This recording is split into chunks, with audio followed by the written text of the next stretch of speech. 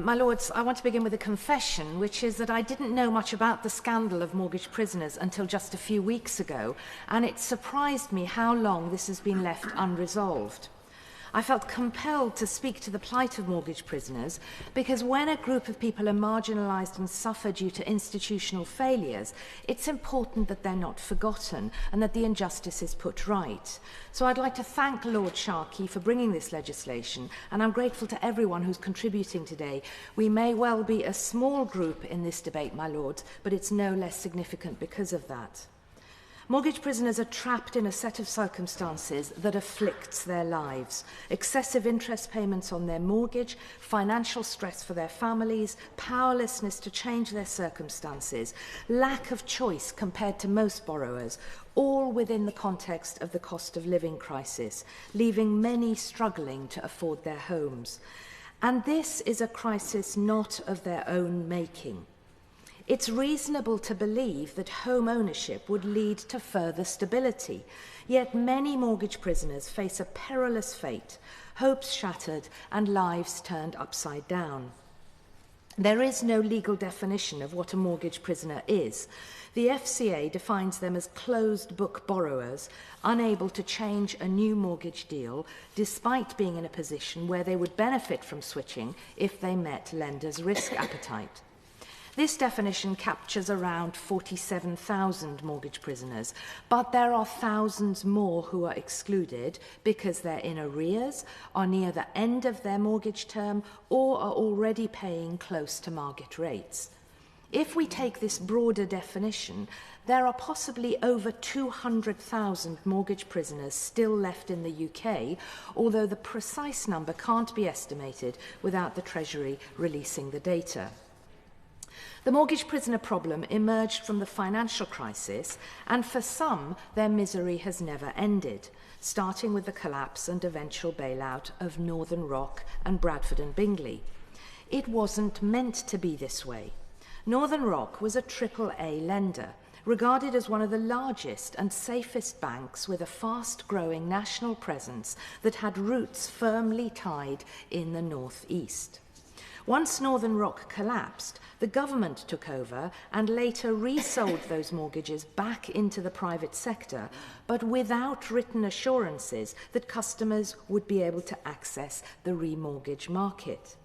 A small proportion were bought by active mortgage lenders, but most were sold to closed-book lenders like Heliodor Mortgages, an entity none of us could borrow from, but that exists solely to serve former Northern Rock customers. To give a sense of how dissatisfied these customers are, every one of the 134 Trustpilot reviews of Heliodor is 1 star, the lowest possible rating. The situation has been exacerbated by the increase in interest rates over the last few years. As the Bank of England raised the base rate 15 times in 2 years, the standard variable interest rates paid by mortgage prisoners shot up. Other borrowers can avoid paying SVRs by switching to a fixed rate or a tracker mortgage. The problem for prisoners is that they cannot switch and are at the mercy of the lender. I was, for obvious reasons, particularly sorry to hear about the case of the gentleman in Chelmsford that Earl Lytton referred to. I think you said Mr. Wilson, a terrible, terrible case. I want, additionally, to read just briefly some testimonies of mortgage prisoners, which Martin Lewis, who we've already heard mentioned, has gathered on his money-saving expert website.